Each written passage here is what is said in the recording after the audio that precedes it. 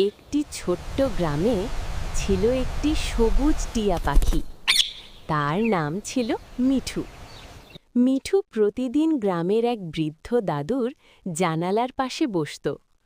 দাদু একা থাকতেন, তার কথা বলার কেউ ছিল না। একদিন দাদু মজা করে বললেন, মিঠু, তুমি কি আমার সাথে কথা বলবে? পরের দিন থেকেই মিঠু বলতে শুরু করল, দাদু ভালো, দাদু হাসো। দাদু হেসে উঠতেন। গ্রামের মানুষ অবাক হয়ে দেখত, একটি ছোট্ট টিয়া একজন মানুষের একাকিত্ব দূর করে দিচ্ছে। হঠাৎ একদিন ঝড় উঠল, মিঠু অনেক দূরে উড়ে চলে গেল। দাদু খুব কষ্ট পেলেন। তিনি প্রতিদিন জানালার পাশে বসে অপেক্ষা করতেন। ৩ দিন পরে এক সকালে জানালার পাশে আবার শোনা গেল, দাদু ভালো।